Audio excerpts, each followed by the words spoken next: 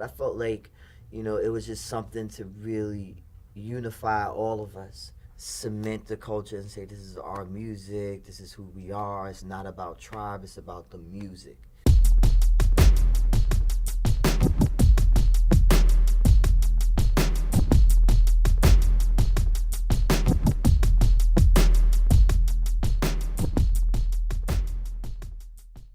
Hey, it's Elliott Wilson from Rap Radar, and this is The Truth, man. We're back in Brooklyn, USA, the Barclays Center. The Yeezus tour is going down tonight. But with all due respect, we're not here to see Mr. West. We're here to see Q-Tip, the abstract, the original. The homie from Queens doesn't grant a lot of interviews, but he's giving us the access. I'm going to talk about his group, Crowd Called Quest. Is this really one of their last shows? I also want to talk about his dope contribution to Busta Rhymes' record, Thank You. And has DJing taken the place of making music? Are we ever going to get another solo album? The Quest rehearsal's going down right now. I'm about to bum rush and get some answers. Welcome me, man. It's The Truth. Hey, man. Elliott Wilson, man. Rap Radar, The Truth, man. Q-Tip. What up, B? What's up, baby? It's a long time, man. Queens, kid. Queens, man. Took me 4 years to talk to you, man. Come on. No, What's but up, it's a special occasion, man. We're in Brooklyn, man, with the Barclays Center. Yeezus tour. What do you think it's going to be like?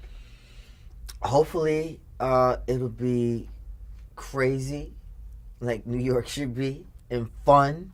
That's all I care is we can have fun and we can get down and do our thing and everybody enjoy themselves. Hopefully it's that. Yeah. You know? So what preparation have you guys put together? Because I guess you did a show in Cali and you were saying that might be the last show. Well, yeah, that was the last show out there for Cali, and then these, are our last shows here, Yeah. But with every ending, there's a beginning, So it's, it's just how things go.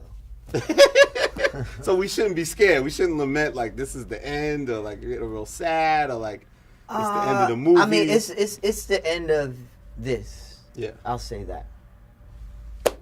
Is that good? It's kind of bittersweet in some sense, I guess. Trying to figure it out. You know what I mean? Yeah. So so putting this together, like I saw you had Instagram the photo of like. Can I get it? Whatever from Mr. Muhammad. Like, yeah.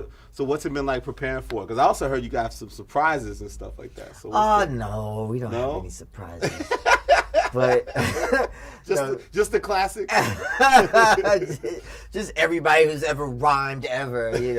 No, I'm just kidding. No surprises. But it's been cool. We just been rehearsing and kind of just going over it. It's like riding a bike, you know what I mean? Yeah, I wanted to ask you, like, when you go back and revisit these songs, like, how is it take you back to when you first created it? Because I know, like, you've been sharing some things on your Instagram now, like old, like, sketches or rhymes and some personal stuff that you probably never really shared publicly. Like, so does it take you back to, like, an older place of when you created those things? Or is it what's it like going back revisiting the material and saying those rhymes that you just jotted crazy, down when you were like 19 I mean? and shit? I'm sure you know that when you go back and you look at some of the work you've done, like, and you have to kind of like think about how you repurpose it or how you like still bring remnants of where you were, into Rap Radar today and all that stuff. It's the same thing. Like, so when you look back at it, you look back at it from like a place of just being mechanical and technical and saying, okay, X, Y, Z, but then you can't help but,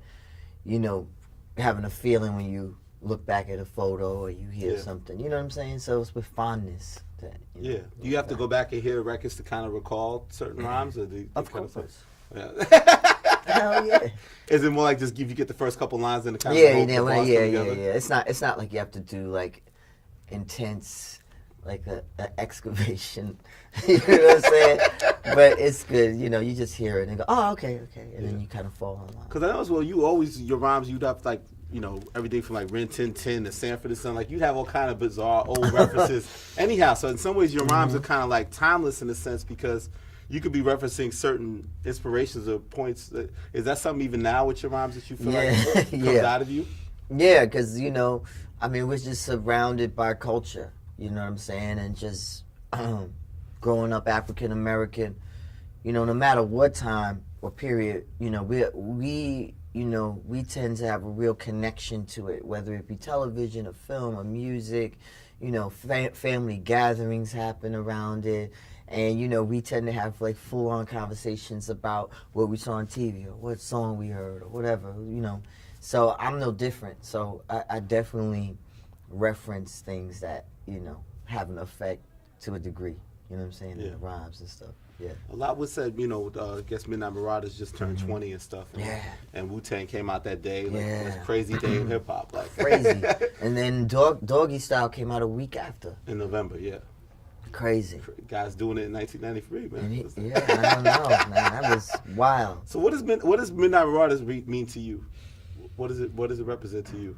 Midnight Marauders in particular, it was just a good time. You know, it was we was enjoying it, you know. We was riding out, and it was all sorts of different music that was hitting at the same time. Yeah. So, whereas, like we just mentioned, you had Tribe, which can be considered a certain type of hip hop, if you want to get like technical about it. You had Doggy Style, and then you had AMG, you had the Ghetto Boys, and then Wu-Tang, and then you had, I don't know, you had Souls of Mischief. You see what I mean? And everybody, it wasn't really anything that was obscured because the bar was so high. The level of entry, like to get in, you had to really be nice. Yeah. So when it was going on then, it was just a great time because we would all acknowledge each other.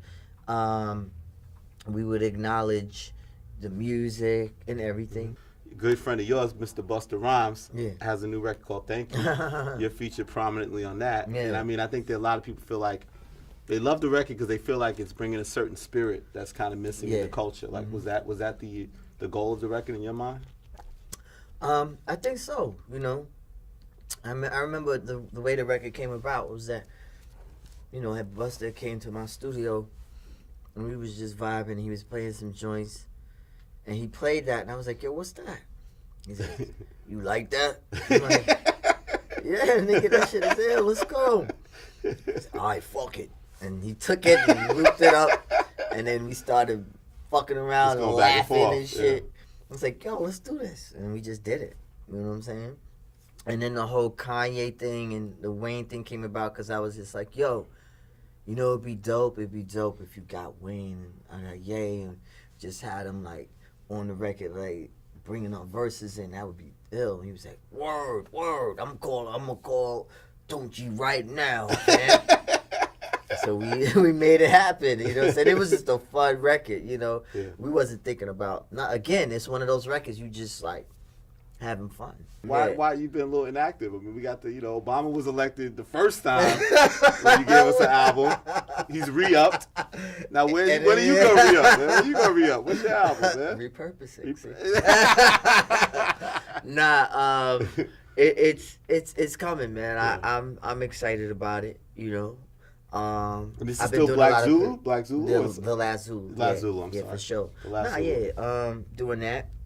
But I'm producing Kanye's new album with Rick Rubin. So Oh, cool. Okay. I'm doing that. So that's coming up. And That keeps you a little busy. Yeah. Yeah. You DJ a lot. You know, you have this series called Offline. Like, talk to people a little bit about that and like what joy do you get out of that? Like, you know, curating as opposed to creating, you know, sharing music with people. I mean, I love doing that because I think that today it's important to try to like connect all of the dots musically. And when I spin, I try to take people, you know, first of all, I try to read the crowd and read the energy of the crowd and not try to make it too much about me, but at the same time, whatever that crowd makeup is, you know, then I just like instantly try to like just pull things and try to take them on a journey and try to like connect different, you know, music from genre, different period, you know what I'm saying, but still keep the party going. Yeah. You know what I mean? And it's fun. It's a great great challenge. It keeps you on your toes. You know what I'm saying? Like So it still inspires you to create. You haven't, like I said, like it's not like you. It does. It inspires me to do music totally because I watch how people move to certain things and what things they react to, what things they don't. You know what I'm saying? So it's also really informative. You know? It's like taking a poll survey or something. Yeah, it's like, but just at night. You know what I'm saying? But one final thing about the Zulu project, your album. Like, what should people expect?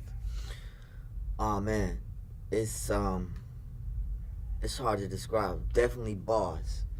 Okay. Like the We bars like bars. have been, the bars is crazy. The beats is crazy. Like it's gonna be darker. It's gonna be like the bad twin of Tribe. So where you have that, you know what I'm saying? But not necessarily in terms of content, just musically, where you would hear those kind of brighter things. But it has those harmonic qualities to it. I'll still have those same harmonic qualities, but it'll just be minor instead of major. I don't know if for all the music cats out there know what it is. You know what I'm saying? It's all good. It's time, Queens. Thank you, bro. About time. I know. All right, come on. All right, man. Good luck tonight. Thank you, bro. Man, we out of here, man. I got my code. It's time to go. What did you make of my conversation with Kamal? Do you think this is really the end of a Tribe Called Quest? And is he going to give us some new music in 2014? Subscribe to youtube.com, Jay-Z's Life and Times. Hit us up on Twitter @Life and Times. Hit me up @Elliott Wilson and leave your comments. It's Elliott Wilson from Rap Radar, and that's the truth.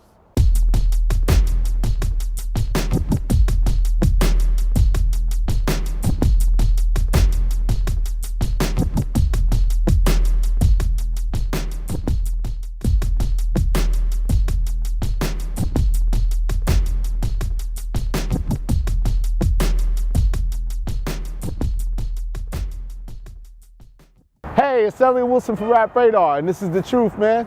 But I felt like, you know, it was just something to really unify all of us, cement the culture and say this is our music, this is who we are. It's not about Tribe, it's about the music.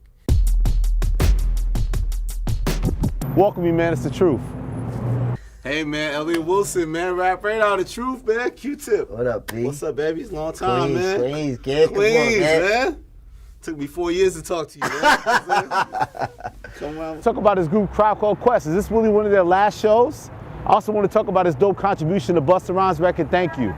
And has DJing taken the place of making music? Are we ever going to get another solo album? The Quest rehearsal's going down right now. I'm about to bum rush and get some answers. We're back in Brooklyn, USA, the Barclays Center. The Yeezus tour is going down tonight.